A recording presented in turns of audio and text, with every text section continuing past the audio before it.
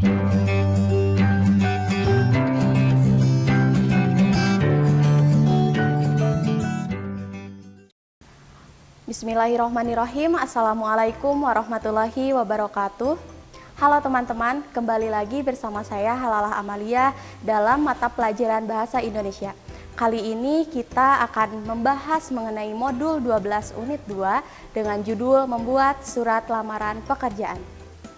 Nah, di sini kita akan membahas mengenai surat kebahasaan dalam surat lamaran pekerjaan dan cara penulisan bagian-bagian surat lamaran pekerjaan sesuai dengan unsur kebahasaan yang benar. Kemudian ada unsur-unsur yang digunakan dalam surat lamaran pekerjaan dan yang terakhir membuat surat lamaran pekerjaan. Nah, dalam unsur-unsur kebahasaan dalam surat lamaran pekerjaan terdapat 6 unsur. Yang pertama, menggunakan bentuk surat standar dikarenakan surat ini berasal dari kita pribadi ke lembaga atau perusahaan. Yang kedua, menggunakan bahasa yang formal dengan baik dan benar ya. Yang ketiga, menggunakan kata-kata yang sopan. Yang keempat, menggunakan kata pengantar yang jelas, singkat, informatif, dan tepat sasaran. Yang kelima, tulisan rapi, mudah dibaca, dan tentunya sesuai dengan ejaan.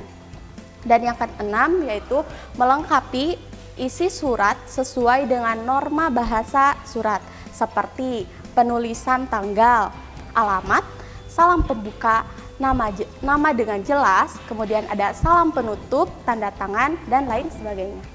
Nah, di sini ada cara penulisan atau bagian-bagian surat lamaran pekerjaan sesuai dengan unsur kebahasaan yang benar. Yang pertama ada tempat dan tanggal, di mana tempat dan tanggal ini pembuatan surat itu di mana. Nah, kemudian oleh penulis itu dicantumkan. Yang kedua ada lampiran dan hal. Nah, lampiran ini berupa komponen yang ditambahkan pada surat utama. Sedangkan hal yaitu tujuan apa yang kita dibuat dalam surat lamaran tersebut.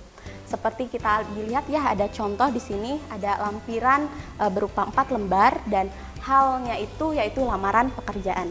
Dan yang ketiga yaitu ada alamat surat dengan ditulis tanpa kata kepada, tidak melebihi 3 baris dan tidak diakhiri tanda titik. Mungkin bisa dilihat oleh teman-teman semua ya contoh yang ada di sini. Kemudian ada salam pembuka dengan ditulis dengan diawali huruf kapital dan diakhiri dengan tanda koma. Dan yang kelima yaitu ada paragraf pembuka, di mana paragraf ini sebagai pembuka dalam surat lamaran pekerjaan.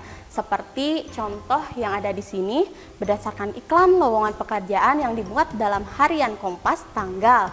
Seperti itu ya, sudah kebayang. Dan yang keenam yaitu paragraf isi. Nah, ini adalah pokok dalam surat lamaran pekerjaan tersebut, seperti adanya identitas pelamar, tujuan, dan lampiran-lampiran lainnya. Yang ketujuh yaitu paragraf penutup. Paragraf ini sebagai penutup dalam surat lamaran pekerjaan. Bisa dilihat lagi oleh teman-teman pada ini terdapat contoh dalam paragraf penutup.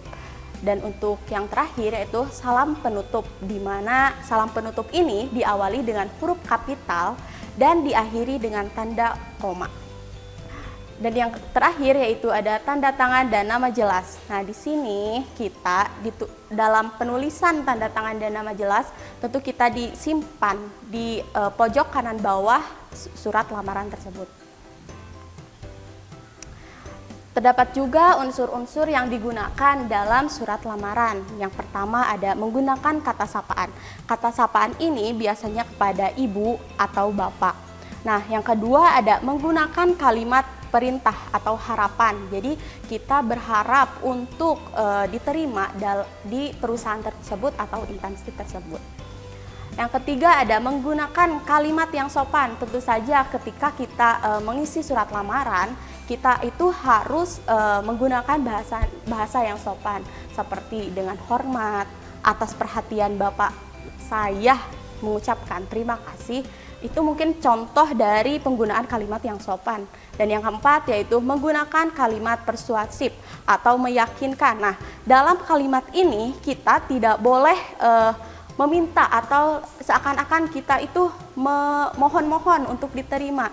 Tapi ditekankan dalam surat ini kita hanya bisa meyakinkan agar kita dapat diterima dalam instansi atau perusahaan tersebut. Nah, di sini juga terdapat membuat surat lamaran pekerjaan yang benar. Yang pertama ada surat lamaran pekerjaan yang ditulis tangan oleh pelamar sendiri pada kertas yang berkualitas baik tentunya, kemudian tidak boleh timbal balik, dan tidak harus pada kertas bergaris. Yang kedua ada surat yang lamaran itu diketik. Nah, biasanya ini harus berkualitas baik dengan jarak pengetikannya itu 1,5 cm. Yang ketiga yaitu penampilan surat lamaran yang harus rapih dan bersih. Dan yang keempat yaitu pelamar pekerjaan harus dapat mempromosikan dirinya secara wajar dengan cara menyebutkan kualifikasi yang ada pada dirinya agar kemampuannya tergambar secara jelas. Yang kelima yaitu ada isi surat lamaran pekerjaan.